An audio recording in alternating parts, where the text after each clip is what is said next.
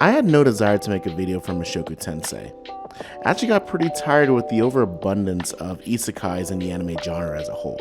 So much so that I pretty much told myself that Shield Hero is probably going to be the last isekai finished for a really long time. However, I do have to say, over the past couple of months, I have seen two isekais that didn't necessarily change my mind, but sort of reminded me of why I got into isekais in the first place. And that's Mushoku Tensei and Slime. Now, Slime just kind of triggers my dumb nerd shonen brain of give me good action with good art and good world building. It's a solid show. And then I was recommended to watch Mushoku Tensei. And the moment I finished Mushoku, I realized exactly what made me like isekais in the first place. And that's simply, in the context of the world that they're put into, the characters are relatable. And namely, the main character. I'm not really going to get into spoiler territory. I'm really just going to be talking about very broad and briefly an overall picture of what the story is. But Rudy, our main character, is essentially an incel in Japan who gets hit by a car and gets reincarnated into this world as a child. And as soon as I saw that, I realized that this show wasn't going to be what I thought it was. The whole first episode, we actually get to grow up with Rudy. We're actually watching the world through his eyes. We don't know anything that he doesn't know. And the first few episodes really focus on him growing up while still having the mind of that 40-year-old incel that's narrating the dialogue.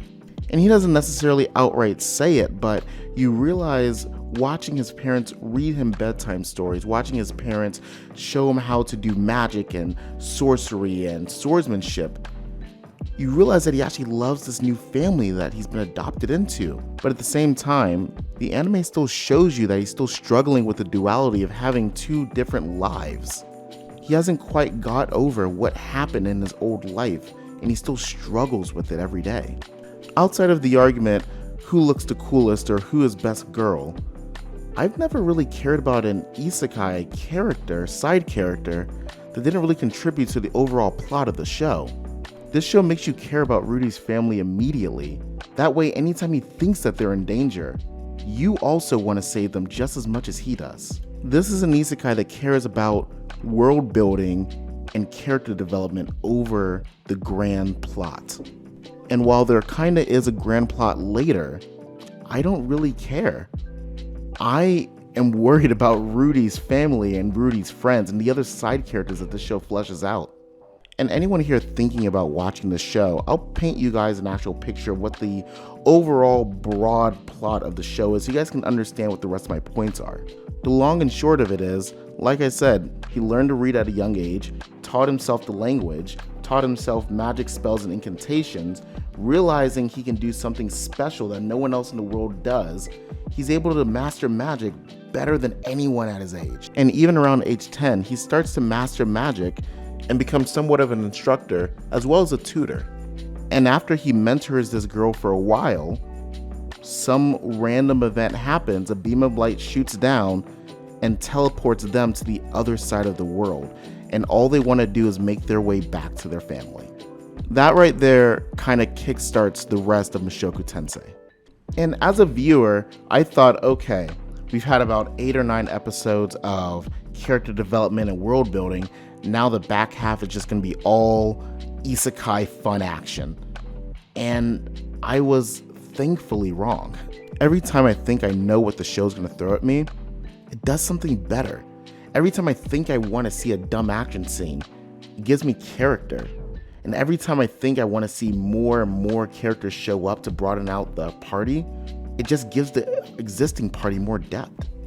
The show makes it very clear that not even just when the plot starts to really get going, that even before that, every relationship that he's been building with the characters that you see on screen has been years in the making.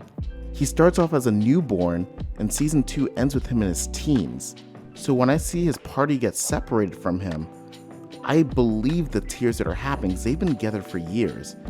As opposed to when I see Ray Zero, and these characters fall in love in a substantially shorter amount of time with a lot less plot and character development building between the two, it doesn't feel as real. What tends to happen in these isekais that I see is that an event brings two love interests closer together, usually a rescue, or one episode of them bonding, and then maybe flirting for the rest of the series, and then bonding again 15 episodes later. Maybe. But most isekais and even a lot of shonens tend to just give some characters one episode to get to know them, and then they're just kind of there for the rest of the series. This show really wants you to remember its characters.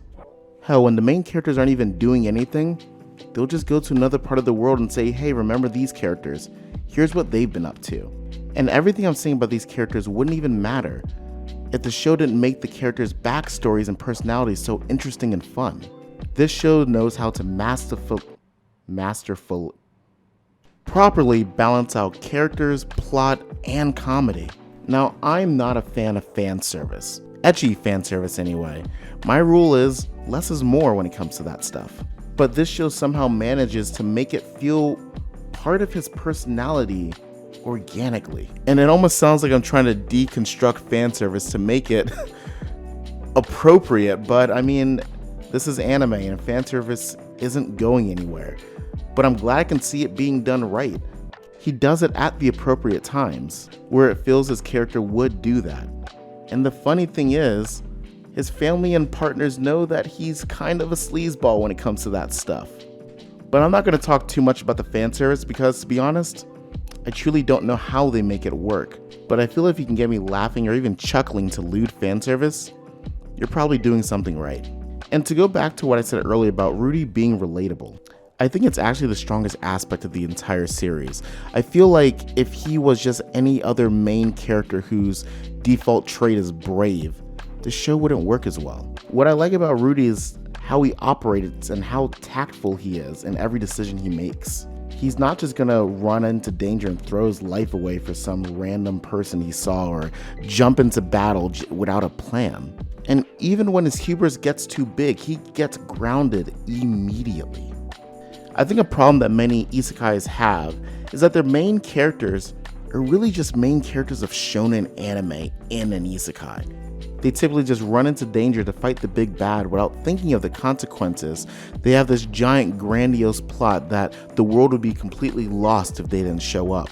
And I'm not saying that's inherently bad. We can have the big plots. I love Slime, and again, I love the first act of Sword Art.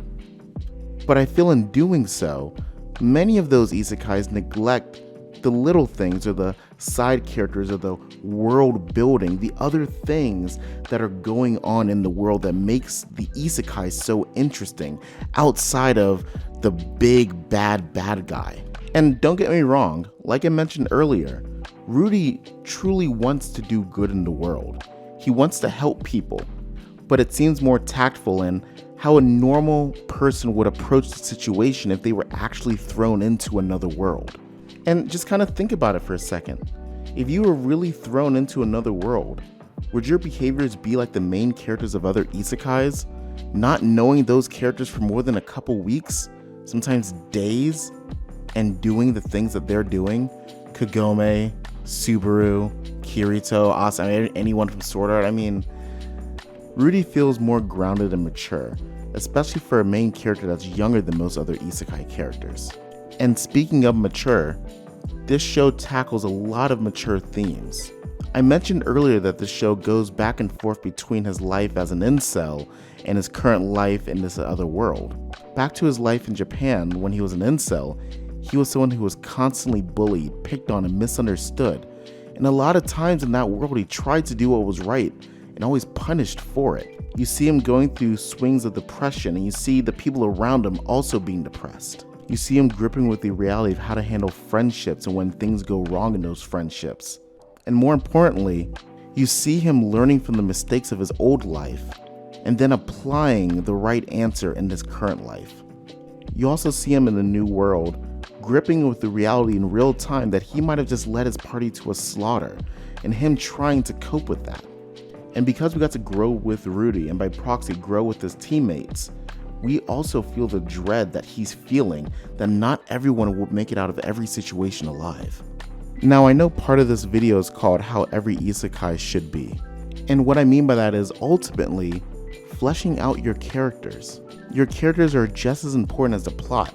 I promise you, if you make good characters, the fans will definitely stick around. I mean, I love Slime. I thought Slime was a really fun show. But after the ogres had their first battle, I mean, they're just there. They just fight. And Shion's bad at cooking. It's funny, but not quite the character development that I would love. Or Sword Art. I mean, I don't remember half of the cast's names. But if they were to suddenly die, would the story change in any way? Will your feelings really change? What have they done to impact Kirito or Asuna's lives outside of what happened in the first 10 episodes?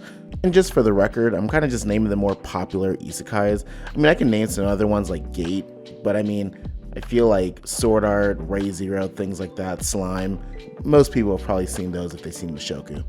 Now, put that in contrast to what is actually my favorite isekai, Grimgar of Fantasy and Ash. Now, I'm not trying to say which show's better, but if you look at the similarities between Grimgar and any other isekai, the closest one you'll find is probably Mushoku Tensei. Characters are fleshed out very well. Characters aren't very OP. Characters are thrown into a new world and show multiple episodes of them trying to understand the world they're in, not just one episode or two with a quick montage and finding the right person to just give them all the answers. Characters have to struggle with life or death situations, and when they make the wrong choice, there are real consequences. Those are the kind of isekais I would take over this any day. Not everyone knows this about me, but I take animation and anime very seriously. If animation changes, it really throws me out of the story. In fact, I've dropped shows because of studio changing animation for the worst. Now, I'm not saying any and all changes are bad, but I think the quality should stay similar to what it was before. And what I love about Mushoku Tensei is that their animation is very consistent and it's very detailed. They don't really take many shortcuts. I love the art style. The colors are vibrant and beautiful, the world is vast, and the fight scenes are honestly top notch. I love how most of the openings tell you a compelling story about what's been happening with some of the other characters or where they're going in this quick 90-second little montage. And because we know the characters so well, sometimes they don't even need to speak in the montage for us to know what's going on. Or maybe our heroes have gone into this new territory, and instead of just giving us this boring, bland exposition about what the territory looks like and what's going on, the whole opening will tell it in 90 seconds with no words.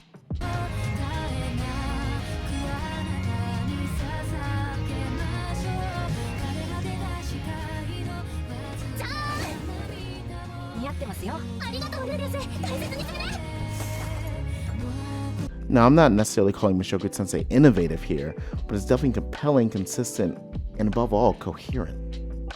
Normally at this point in the video, I would, talk about other things I may not have liked, or things that didn't really work for me, or things that kind of broke the show, but to be honest, I'm not saying I have no notes, but nothing that really hurt the show. I think Mushoku Tensei is a great show. If you're a fan of isekai, I say pick it up. This show will definitely subvert your expectations of what you think isekais are and how you think isekais should be. But let me know in the comments below, what's your favorite isekai, and do you think Mushoku Tensei deserves all this praise? If you liked this video, please don't forget to like and subscribe. Thanks for watching, guys.